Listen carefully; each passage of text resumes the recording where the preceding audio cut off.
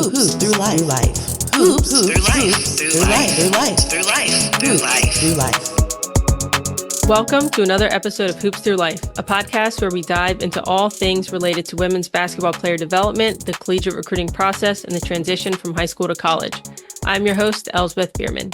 Our guest today is Coach Jon Silver. During college, Jon was a member of the scout team for the UCLA women's basketball program. After graduating, he transitioned into roles as a video coordinator and staff associate. He served as a director of basketball operations or assistant coach at both LSU and the University of Vermont. While at Vermont, Jon was named a Women's Basketball Coaches Association 30 under 30 honoree.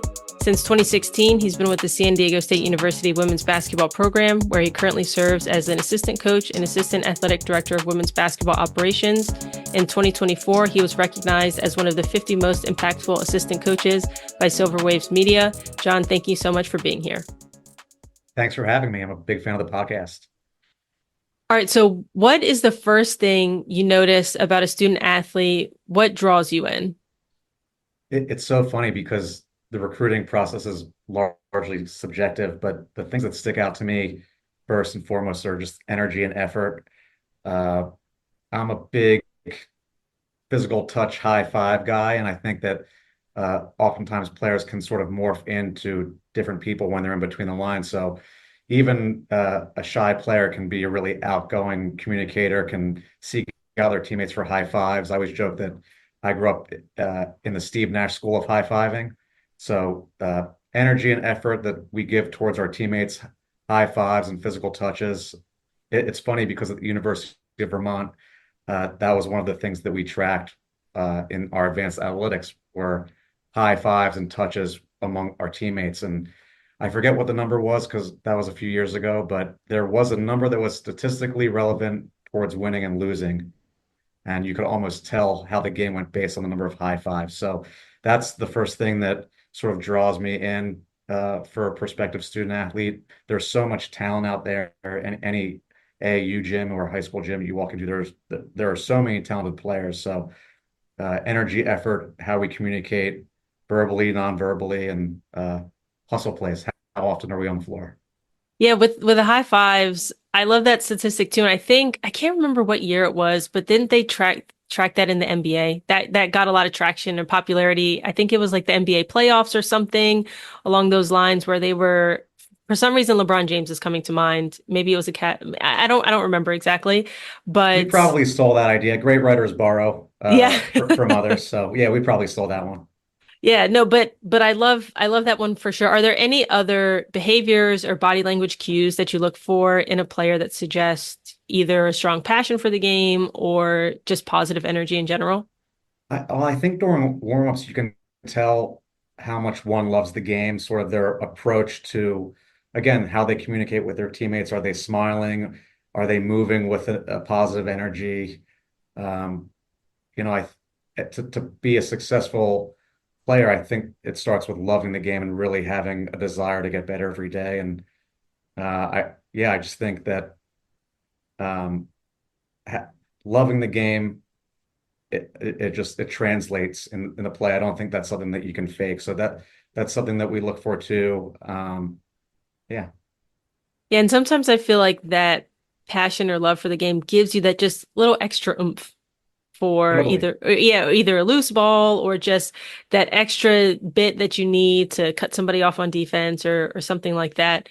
And so I've gotten some feedback from different listeners, and I feel like some of the parents and athletes want a different type of answer when I ask that question. I don't know. Maybe it's because they want something more tangible, give me this formula and I'll be able to get a scholarship or a roster spot.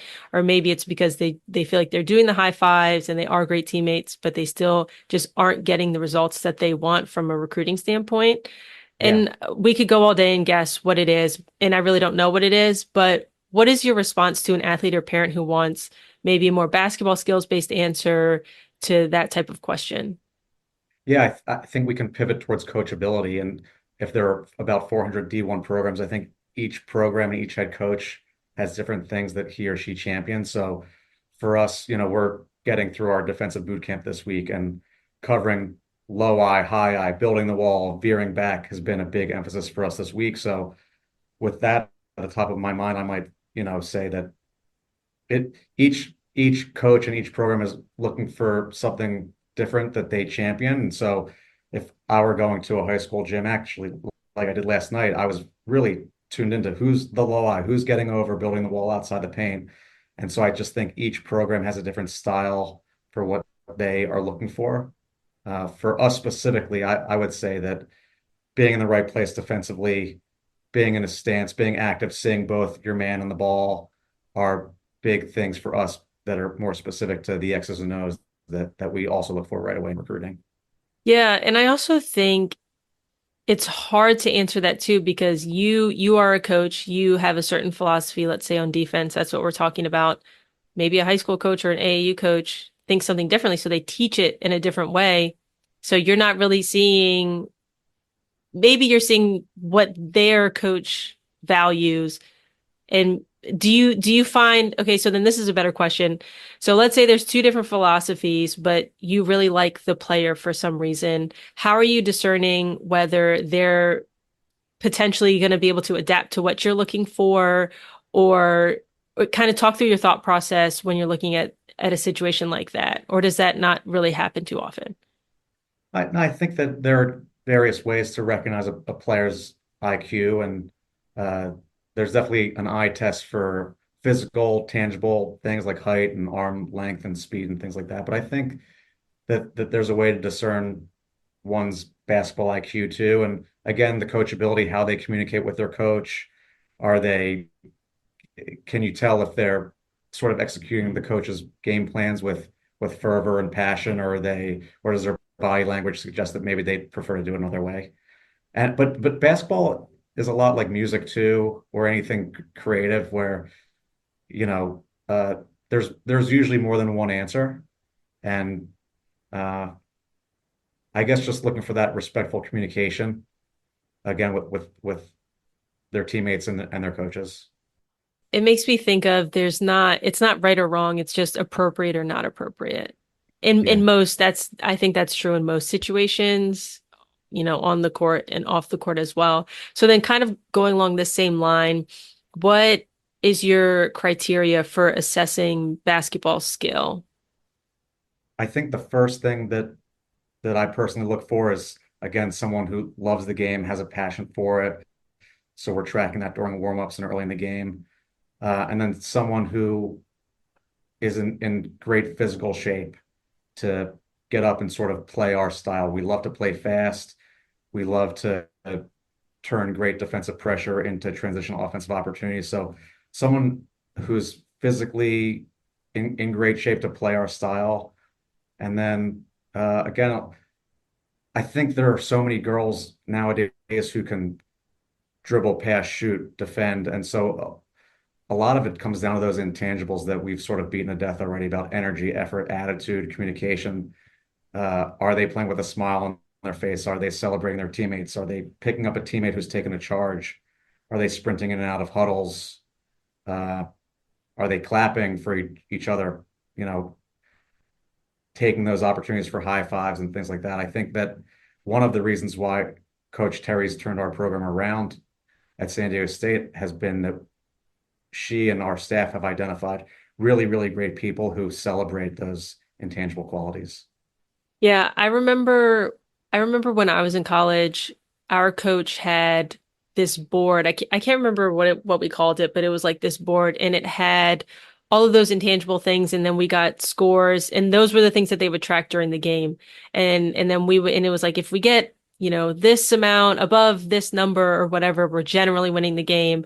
And I don't know why in this moment that just made me think of that, but it's just getting a culture around the idea of those intangibles, I think, is super important. And that was going to be my next question, actually. It was, in the sea of talent, how can somebody stand out? But I think you just hit that on the head of just those intangible culture pieces. Is there anything else you would add to that? I would just say I think all of those things lay the foundation for the culture. And don't get me wrong, it definitely helps when you have a great shooter and someone who can finish at the rim and all of those things. But I think it's a much more enjoyable process, and players are more likely to do the extra work on their own or come in early for extra shots or really challenge each other in practice when that sort of landscape has been set forth that this is how we're going to play. We're going to have a great time. We're going to play hard. We're going to celebrate each other, but we're also going to push each other to be better.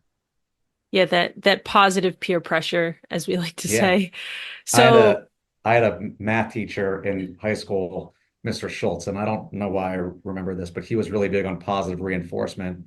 And I think our staff does that very well too. And so I like to think if you came into practice, you'd pick up on the positive language we use, staying away from certain negative buzzwords and trying to flip it and take the positive, which often means that we're celebrating effort and positive energy, even if we maybe aren't in the perfect spot, but we use the positive language as a tool for correction too. so what are some of those phrases that you all try to avoid? I personally try to stay away from the don't do this or stop turning the ball over or I always think it's funny like, as if a player's trying to turn the ball over or a player's trying to miss a shot. Like, hey, great vision. I saw what you saw. And then we try to correct from there. But there are certain words that I think that can have an immediate effect on a player's body language and how she carries her shoulders and things like that. And, we talk about 1 square foot of real estate all the time, trying to tend to those muscles between the ears and making sure that even when we screw up, we're still having a positive outlook, but also holding ourselves and each other accountable. Yeah, it's funny that you say the point about you think she's trying to turn the ball over because there were times definitely when you have to say, do you think she's trying to miss that shot? There's no Yeah. saboteur on the team that's secret plan for the other team that's trying to make us not be successful. Because yeah, I think it can so easily be painted as versus them instead of okay, we're actually all on the same team right now. A rising tide lifts all boats. Yeah. I promise you, no one's point shaving if they, are trying to advance the ball and they throw it out of bounds Mhm. accidentally. But Especially not and in practice. totally, yeah, and especially not in September. And usually there are things, if we turn the ball over in transition, maybe that means the pace was great, or maybe that means that we're really, really running our lanes hard and we're trying to advance the ball. And sometimes even when we miss layups, we'll talk about, 9 out of 10 things went perfectly right to penetrate hard and get that straight line drive and draw help, and maybe we drop it off and just, we miss the layup. Obviously, we want to convert those shots at a high level, but a lot of things have to go right to get an opportunity for a layup, for instance, just to beat that metaphor to death. All right, so you mentioned that your team you love to play fast pace, get up and down. Do you have maybe a go-to conditioning drill or test that works for you all in the program? We have an amazing strength coach, James Chasen, and he does all of that. I think that our girls really have taken ownership of doing more on their own than just what James and Coach Stacy present to them conditioning wise. It also helps too when you're situated 10 minutes from the beach. Like, hey, let's go down to Pacific Beach and get a run in, or let's sprint on the sand or jump into the pool 365 days of the year. So uh, I think each individual coach in our skill groups, we have our specific things that we lean on as far as getting players to work hard, but they take a lot of that autonomy on themselves. Do you And think, I was just go going to ahead, I'm add, sorry. I think the last thing with that is we have a group now that's really self-aware. And so as we've added a few freshmen and a few transfers who really push the pace, the returners will be the first ones to tell you, hey, I got to get in better shape. And so as they've matured, they've taken on that leadership role themselves, which actually unburdens the staff a little bit, which is nice because now it's like a top-down leadership among the players, and they hold themselves and each other accountable to be in a little better shape. Also knowing that that's nothing that you really achieve or arrive at. We can always all be in better condition and push each other a little harder. Yeah, I think sometimes athletes, especially maybe high school athletes, they think getting in shape looks like running sprints on the court. So I'm glad that you mentioned, oh, getting a run on the beach or doing sand, in the pool, whatever. Do you feel like those types of the different types of conditioning workouts really translate to on the court? Yeah, I think so. And I think that sometimes in the monotony of a long season, you need to switch up themes or settings once in a while, and you don't want to ever get too bored with the work, and you want to also have fun. I mean, our athletes are in college. It's important for them to have a healthy balance of hard work and fun. And when those two things can intersect, like at that, Mission Beach workout, then that's great. And also it's another opportunity for them to hang out together and just to get to know each other in a setting that's away from the court or away from the staff. Hmm. So you mentioned yesterday you were at a high school watching a work. I'm not sure exactly what you're doing there, but you were at a high school for some basketball thing. What does recruiting for you all look like when during the school year? Yeah, I got an open gym yesterday in Los Angeles, which was also my excuse to eat Chick-fil-A. I only will eat Chick-fil-A uh, while I'm out recruiting, or at least I try. But really, again, it starts with building strong relationships with the coaches at that school. And yesterday I was there to see a specific student athlete, so fostering that relationship for about a year and a half now, getting to know her parents, trying not to be too awkward when I go in the gym and like you can't really converse with the athlete and she's busy doing her own thing. I find that I've got to be more awkward than most in those interactions, but. I think we all just lean on the relationships we've built, and um, it was fun yesterday to be in that gym and see the start of a new season and the excitement. Now there are new ninth graders in the gym who are experiencing high school for the first time, and just the excitement of a season and looking at the banners at this specific school and seeing where their goals are, and it'll be fun to revisit where they were on September 11th versus what their goals are and if they achieve those goals by February or March. Hmm. So then this student athlete that you went to see, what grade are they in currently? She is a senior. Oh, okay. So Yeah, then, so I guess how are you prioritizing the school year in terms of recruiting? Are you going to high school games? Are you more so setting up visits? What does that look like for you all? it's a collaboration between our coaches to hit on all those pieces that you mentioned, seeing open gyms, revisiting them during their high school season a couple times, and also obviously supporting them during their AU travels. Yesterday, I was watching a senior, and through following her for a couple years, we also identified uh, a rising freshman, a rising sophomore in that program, and it's a program has had sustained success. So, one of our hypotheses is that if they're under good tutelage and under good coaching with high school and AU, and they know what winning looks like and they're accustomed to winning, then why can't we win here when we put all of those personalities and all of those winning habits together? Hmm. So through doing research and reading your bio, there was mention about you just creating a lot of really great relationships with different coaches in the areas that you've been in. If I'm a new high school coach and I really want to help the athletes on my team get recruited, what's the best way to try to build those relationships with college coaches? Yeah, I think outreach, just like how you recruit guests on your podcast, emailing, calling.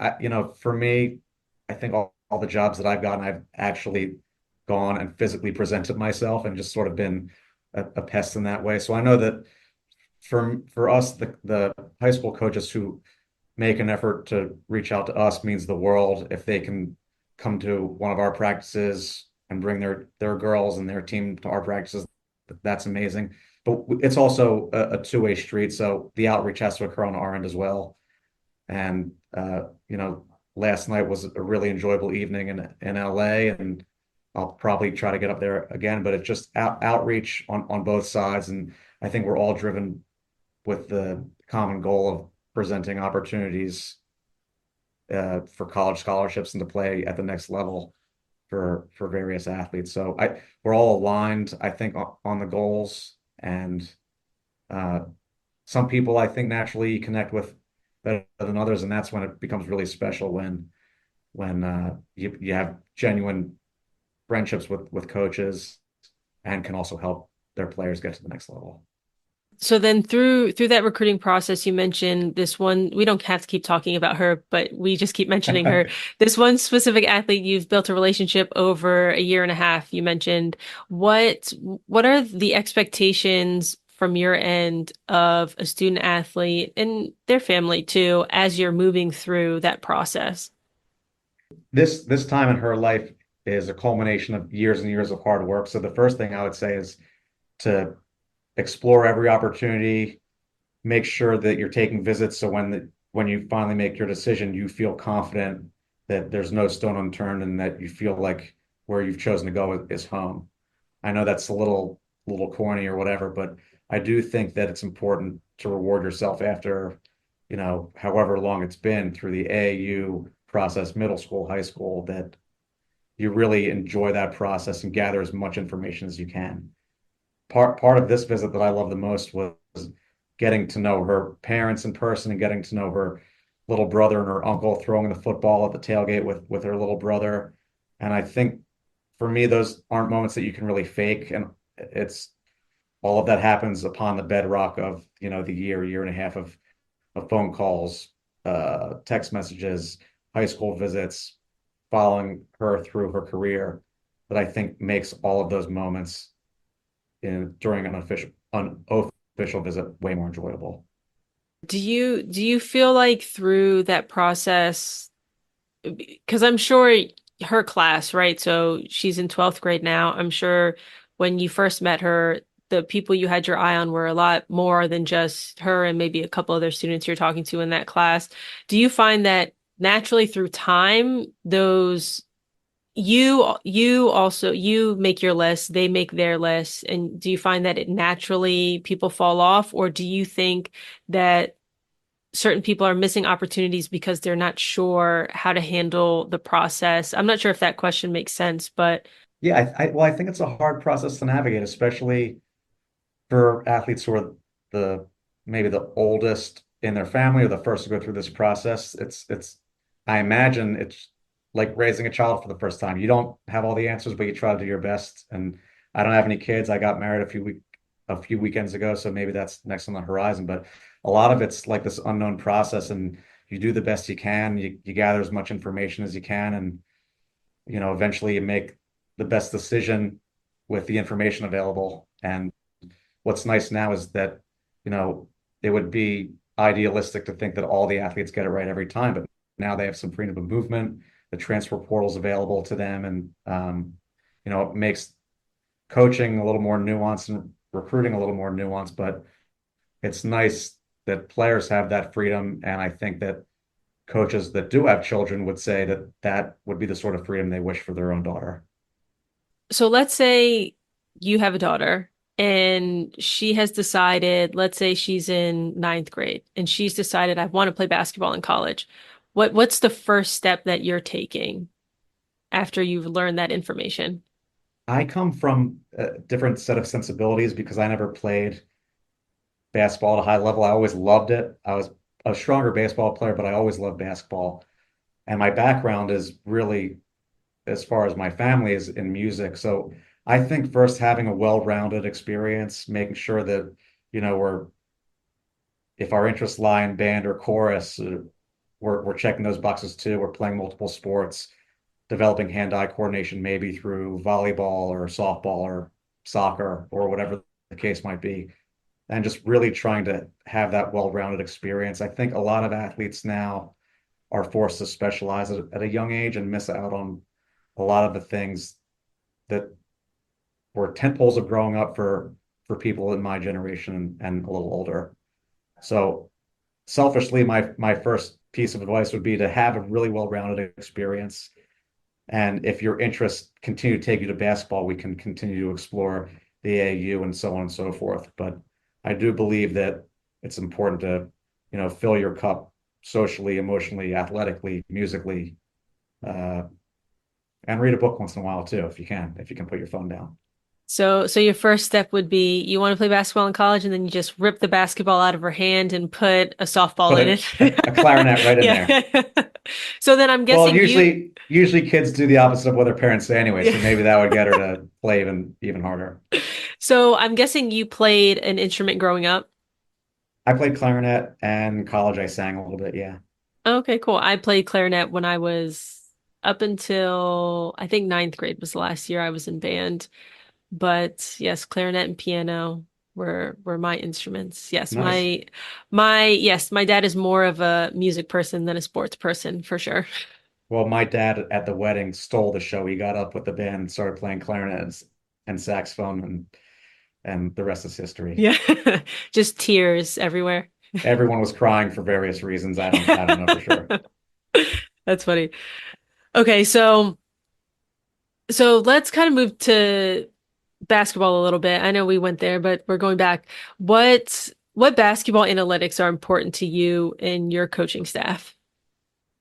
It's funny because we had a really strong end of the season last year, and when we advanced to the Mountain West Championship game, we lost a tough game to UNLV.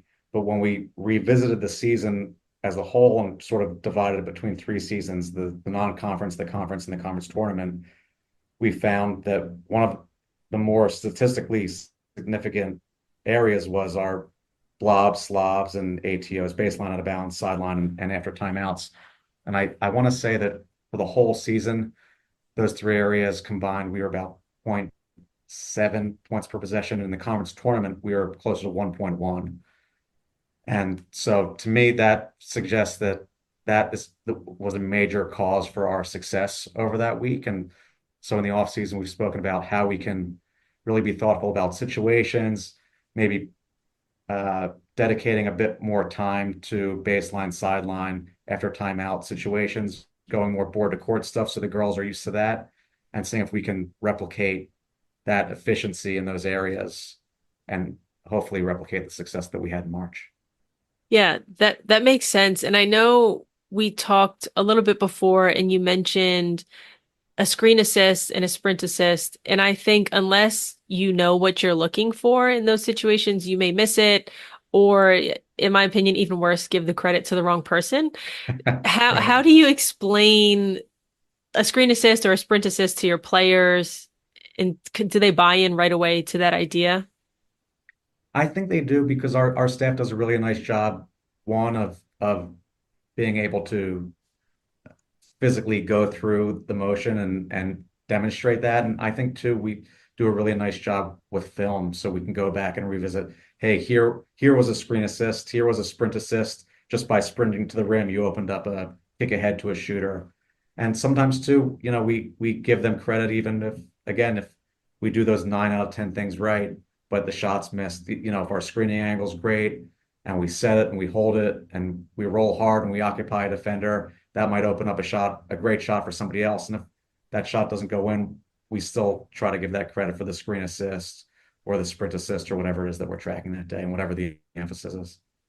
So then when you're courtside at an AU tournament or a high school game or whatever, is there ever a time when you're statting anything? And if so, what are you statting?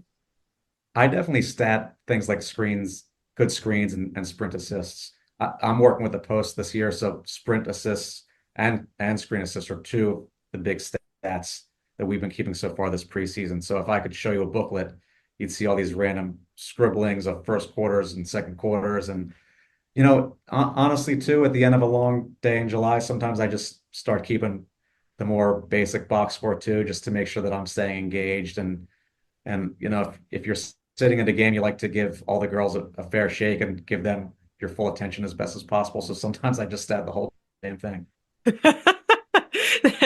I know you said before that when you're on the sideline doing your games, it feels like you're writing a book report. So one, I would love to see your template for whatever you use, but I think that's very funny that you just kind of stat the whole game that you're watching at an AAU tournament. I wonder sometimes if I'm the only one statting subs at the A tournaments and trying to track someone's plus minus by hand. And that's what I used to do. When I was alluding to the book report, I would try to keep plus minus by hand. And That's uh, that's that's a lofty goal. well, yeah, I felt like I was never watching any of the game because I was just down writing on my grid. But Yeah. there was a method where we could effectively track each individual's plus minus and then each group of fives plus minus. Thankfully now the whatever box scoring system we use is more more advanced, and so they spit that out in the blink of an eye, which sort of pisses me off actually, because it shouldn't be that easy for the computer to do my book report for me. But I'm glad though that it can, because now I can give my full focus to the girls sitting next to me on the bench, or just scout, or whatever action's going on the court. So do those stats that you take during AAU games, how do they, if they do, how do they drive some of the conversations you have with recruits? Well, I think uh, it's hard to generalize on a recruit if you only get to see her once. And so sometimes I try to hold myself accountable, where if I'm keeping stats on a couple girls, I'll try to keep them for 3 or 4 games, then sort of take the average from that. I try to do that so I can come back to the staff and say, hey, if we extrapolate 3 or 4 games, here's what this girl potentially is really, really good at, or here's what she does consistently. And I think that's part of the conversation with the student athlete too afterwards. Like, hey, watch 4 games of yours and you do these things at a really, really high level consistently. How many, oh, go, were you going to say I'll just something? add too. Plus, it's fun too. As now I'm writing the book report on the sideline of the AAU tournament, that you can capture moments, a funny interaction with a teammate, a diving over the scores table, if they wink at a parent or a friend. Sometimes it's fun to try to mark that down and when that happened and who they were playing, so you can share that moment with the recruit later on. Yeah. Do you have your own shorthand? Do you draw like a smiley face or a sad face or a silly I face? I definitely have acronyms and shorthand for things, but the problem is sometimes I'll write it and then not be able to decipher what I wrote a week Yeah. later. So then you mentioned statting 3 or 4 games. How many times typically on average do you like to see a student athlete before you either make a decision on if you think they can fit with the program or or if you think that they're not a good fit for the program? Yeah, I think at least 3 or 4 times. Uh, it's such an expedited process now that, some coaches may say that you'd like to watch them during the summer and then get a taste of how they play, and with their high school team, and what their role is, or how their role is different, or what sort of leadership role that they may have with one but not the other. But it's such an expedited process now that if you can get a sense of a player in 4 or 5 games during the summer, that may be enough now to go back to your head coach and try to get your head coach on the phone with the player. What do you mean by it's an expedited process now? I think you can speak to athletes sooner now. The recruiting cycle, I think girls are getting offers earlier and earlier. Um, yeah, it's just a little different than I think it used to be a couple of years ago. I was talking to an old colleague of mine, and her daughter is in the seventh grade and is interested in playing basketball. Give her that And clarinet. Put a she clarinet right in her hand. and she has a son as well. And she made a comment today that he was behind. And I said, "Wait, how old is he?" And she said, "He's 10." And I said, "What do you mean he's behind? Do you think what you're talking about in terms of an expedited process, it's really trickling down to now?" Because she also made a comment, the days of using middle school to try a sport are gone. What is your That's impression right. of that? No, I agree 1000%. And that's what we were talking about a moment ago with the specialization, rather than getting to play soccer, basketball, softball, and then go to overnight camp and try everything. I think that I imagine kids feel like they've got to focus in younger and younger and younger. And how on earth would a seventh grader even know where he or she wants to go to college, or if he or she wants to go to college altogether? Maybe their aptitude takes them to coding, or takes them to acting, or whatever the case might be. It's tough. I think that, again, to circle back to this weird point that I'm hammering home, I guess. In seventh grade, my advice would be, hey, call 3 of your friends and go see a movie or go to the beach. And if you love the game next week, the ball will still be there, and I promise, the hoop will still be 10 feet, and so on and so forth. Yeah, I agree. I agree with that, just in terms of being well-rounded, but also I don't want to say don't take things seriously, because I think that's not true either. but just I don't know, be 10 years old, be 12 years old and Yeah, and yeah, and enjoy the allow moment. allow that to be okay too because then she mentioned there's another seventh grader who plays on a team in town but also travels to Northern Virginia and plays on that team as well. And to me, I don't know, you can give me your impression of this, but to me, I think if you're in seventh grade and you are really that good, like that good, I don't care where you are. You can be in the smallest town and somebody will know who you are. I If think you're so really too. that good. It puts parents in a tough spot too because there is such a fine line between wanting to help these athletes get to where they want to go, but also making sure that that 10-year-old doesn't get burned out and hate the sport from the time that they're 13 on forever. Yeah. I'm sure we could talk about youth sports for 10,000 more years, but we can move forward a little bit. But I did want to mention, so during your time at Vermont, I saw you worked at developing the team's guards and ball handlers. Can you talk a little bit about what your priorities are when working with that position or that group of people? I was really fortunate at Vermont because our staff, I still think years later was just spectacular. Lori McBride was our head coach. Brett Benzio was our post coach. She had scored 1,000 points, 1,000 rebounds at Tulane. And then our other guard coach, Courtney Pilipaitis, uh, played for the Canadian Olympic team and was just an absolute killer. I mean, I still give her a hard time when I see her on the road. She's just, in my opinion, just one of the best players in any gym she walks into. So I had to step up right away just to learn from Courtney and Lori and Brett. And uh, my role with that team was just to be in the gym whenever the girls wanted extra shots, when they just wanted to do anything on the court related. And Courtney had been such a, a stalwart at Vermont for so many years that she had had the guards and the skill work hardwired. So I just came in was sort of supporting Courtney and Lori and their vision for the program and what they had already built for years with those guards. So then what skills, and you can think about your whole college experience too and the way basketball is going, but what skills do you think are needed to succeed at the college level? Well, now, gosh, I mean, now you have to be able to make open shots, ball handling. You have to be able to sort of win your matchup and defend one-on-one. But I think, again, not to pivot back to the intangibles, but I think self-awareness is a big thing too. Like if you're the best shooter in the gym or on the team, you got to not turn down open shots and you got to make a good percentage of your open shots.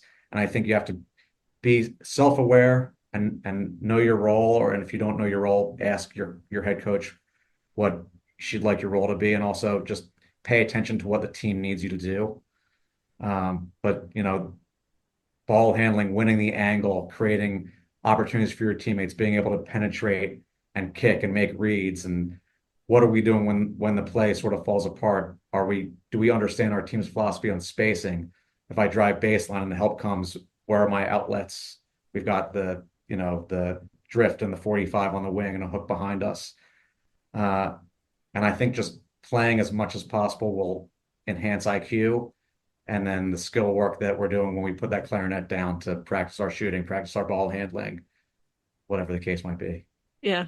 Don't put the clarinet down for too long though. Don't put it. See, I made that mistake, and I could be in the Philadelphia Orchestra or something. Yeah. So first I want to say self-awareness I think is key. That's something that just cannot be overlooked. But let's move a little bit to the transition. So the transition from high school to college, it's a huge time for parents and athletes alike. So what are some recommendations you have to for athletes to succeed on and off the court when making that transition? Yeah, I think, you know, first of all, understanding that it is a transition. I think it's a hard transition because at high school or the AAU level, you're sort of at the top of the totem pole, and then overnight it's day one and you're the new woman on campus. So I think that's a naturally really, really difficult transition that sometimes can take a month, 3 months to sort of feel like home. I think that allowing yourself the grace to feel a little homesick or to, feel those emotions and all of that and the social challenges, I think that you have to really like be keenly aware of that and allow yourself some grace during that transition. It's nice because you come in and you have sort of, a sorority of the team already in place as that support system. And I think just communicating honestly with the staff, being curious about what, again, like what you see your role as and what the team sees your role, and hopefully those things align.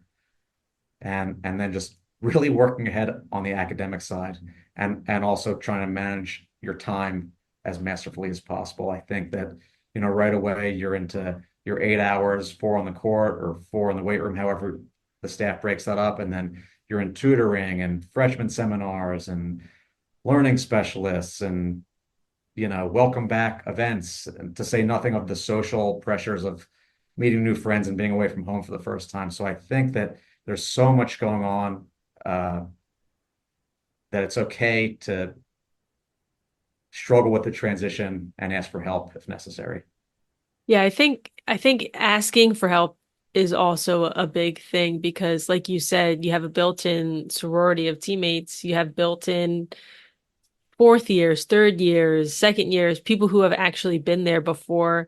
So I always think leaning on the people who have actually gone through what you're about to go through just can't be overlooked. No question. And I think that's why the staff's having the ability to add newer, younger assistant coaches is invaluable, because we had a young woman, Najee Murray, on our staff this year who had just retired from playing overseas, had just played in college a couple of years ago. And so she relates right away to the girls and any struggle that they're going through that maybe she perceives, Najee perceives, but that I, as a 36-year-old white male, may not, who didn't play, I might not be aware of, the challenges of that Monday morning for, a specific player. Yeah, and I think also in that too is just the importance of diversity on a staff, right? Because you'll see something that a coach won't see and vice versa, and then coming together and having that discussion can just benefit a student athlete when there's multiple people from different thoughts and backgrounds are looking out for you. That's always a positive thing on a college Yep. campus, I feel like. RSWA, Jenny Bramer would call that diversity of thought. Mm, yeah, Shout out definitely. Jenny. Yeah. All right, so what are your expectations for athletes when they come on campus for the first time? Let's say in that even first semester or first year. I think just coming in and working really, really, really hard. I think there has to be some ownership where you're coming in right away and making it known that you earned the scholarship, that you do belong here. And I think that starts with the energy and effort and attitude that we started this conversation off with. Um, those are the expectations, really. I mean, come in, try your hardest, try to beat people out, try to earn every opportunity you can, and uh, and ask questions, communicate. If you're not the most outgoing verbally, communicate with the high fives and all that stuff, and just be a great teammate. Again, the transition can be difficult, especially if you're learning a new system that was different than your high school or AU system.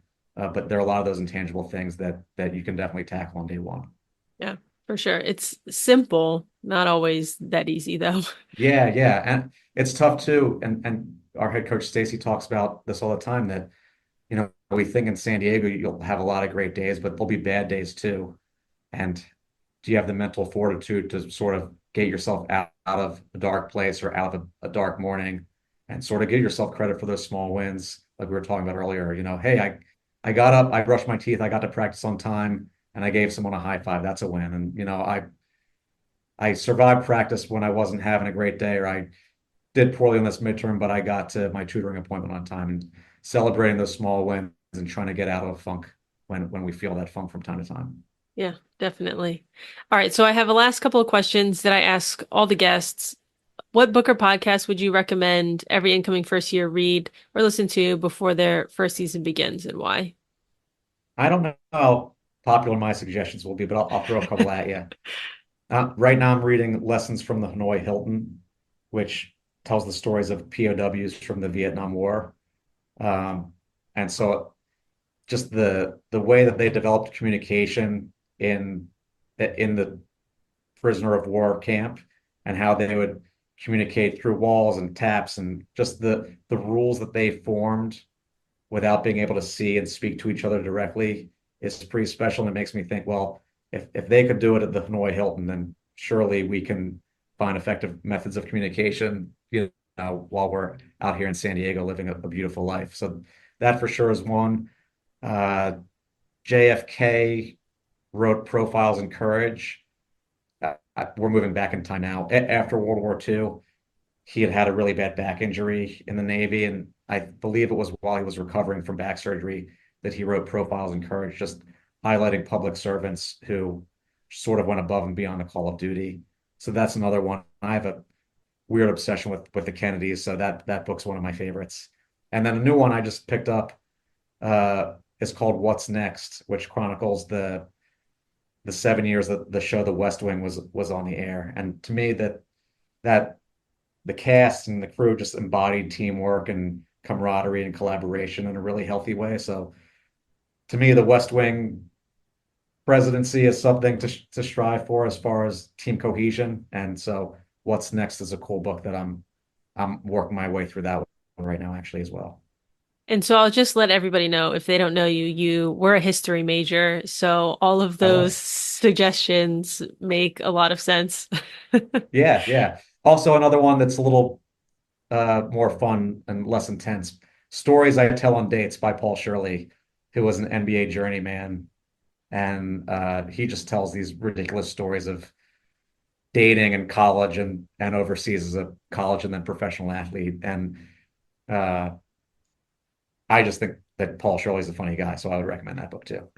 And I'm interested to hear your thoughts. So the What's Next book about the West Wing, you mentioned that that presidency was something that you thought to emulate in terms of of leadership and cohesion. What's just one thing that you've taken away from that? There's such mutual respect among all the characters and the way that they talk to each other, the respect that they have for people in leadership positions, whether or not that person's in the room. And that's sort of a line that they beat to death on the show, that their opinions about one another don't change when that person leaves the room. And so it's a little idealistic, but it's something that I watch again and again and again. At this point, it just helps me sleep. And so reading the book and seeing how the cast members have actually pursued lives of service after their tenure on the West Wing suggests to me that it wasn't really acting, it's just who these people were. And collectively they really personified teamwork and mutual respect. Cool. I think I I would be called a wing nut. I think Okay. that's what we're called, wing nuts. I have to admit, I haven't seen it all the way through, so this is my reminder to go back and watch it. I'm so jealous you get to experience it for the Yeah. first time. All right, so if you could snap your fingers and change one thing, either about the recruiting process or we can say high school basketball in general, what would it be and why? Oh, I think that I would put very strict limits on when coaches can communicate with athletes. Sometimes you'll hear, oh, this coach texted me at 12:01 on the first day, after midnight. Or I think sometimes coaches forget that these students are in school throughout the day too. So I think that I would for sure carve out a window, whether it's like, 4 p.m. to 7 p.m. local time or something like that, where again, we're carving out these healthy boundaries where a teenage player gets to be a teenager and have healthy social boundaries that exist way outside of their college recruitment. I think sometimes coaches could potentially be more respectful of some of those boundaries. And another thing too, and Marsha Fries and I, another mentor of mine, speak about this once in a while. We'd like to have home visits back. I think after COVID, we sort of got away from home visits, but when you can go into someone's house and sit on their couch and get a feel for the environment where they grew up and how their siblings act at home, and does grandma live close by and is she coming into the home visit as well? and getting a feel for their home environment. So when they return the favor and come on their visit, we've sort of all experienced each other's worlds and had that cultural exchange. Just like on The Bachelor, you can go visit the Bachelor's hometown and then, return that favor. Are you a We're big big. are you a big Bachelor fan? Oh yeah, Miranda has me hooked on The Bachelor and Bachelorette. Yeah, she sure does. That's very funny. I I hadn't thought about a boundary window for communication, but if I had a vote, I would vote yes to that. I think that's a great idea. And in terms of the home visits, I mean, there's nothing stopping you all right now, right? There is not, it's just a trend for whatever reason we've gotten away from it, or we've sort of steered our recruiting budget in different areas, maybe. But it's something I guess I'm just talking to myself and my colleagues here that we should reprioritize. Yeah. All right. So last question. Any final words of wisdom? Enjoy the experience. And yeah, I mean, the feedback that I get often from recent grads is that it just flies by, and the moments that they aren't necessarily paying attention to, like the funny moments on the bus, or the dinner at the head coach's house that they were forced to go to, but that they actually ended up enjoying. Those are the things that I feel like our former players miss the most. Hmm. And sometimes you don't realize the good old days when you're living them. But again, the wedding that Miranda and I had recently, it was pretty humbling to see a bunch of former players from UCLA and LSU and San Diego State like get together, and it was sort of like a mini reunion. And the love that everyone had in the room, I think, is what made our reception so special. But it was just cool to see them all hugging on each other and loving on each other, because I'll tell you, it flies by. Yeah, that sounds pretty special, and that's what a wedding is supposed to be about, right? About community and all of that. So that's pretty cool. No doubt. So yeah, is there anything going on or anything you want to promote if people want to learn more about you or the program? Where can they do that?